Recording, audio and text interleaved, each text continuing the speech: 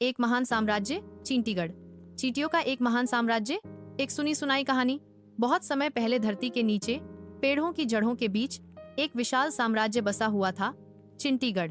यह साम्राज्य इतना बड़ा था कि उसमें लाखों सुरंगें थीं, अनगिनत खाने पीने के भंडार, रानी चींटी का महल और बहादुर सैनिकों की एक विशाल सेना थी।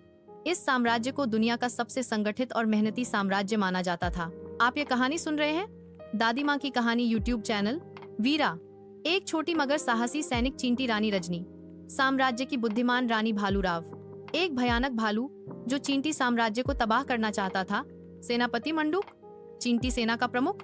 कहानी शुरू होती है। चींटीगढ़ की रानी रजनी हर साल मेहनती चींटियों को वीरता पदक देती थी, लेकिन इस बार एक खतरा मंडरा रहा था।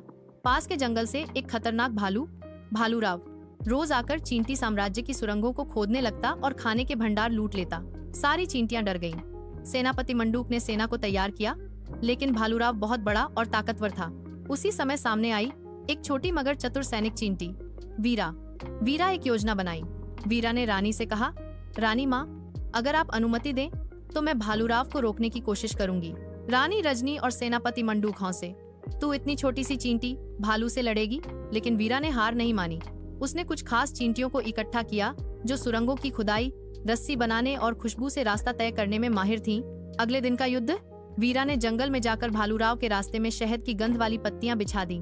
भालू जैसे ही आई, वो खुशबू के पीछे पीछे दौड़ा और फंस गया एक छिपे गड्ढे में, जिसे चींटियों ने रात भर मेहनत करके खोदा था।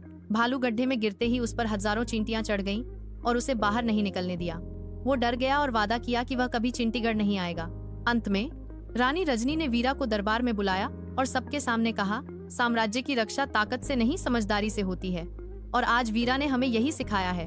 वीरा को दिया गया सर्वश्रेष्ठ रक्षक का पद और पूरा साम्राज्य गूंज उठा उसके नाम से। वीर वीरा। सीख, कभी किसी को छोटा मत समझो। सच्ची वीरता बुद्धि, साहस और विश्वास से आती है।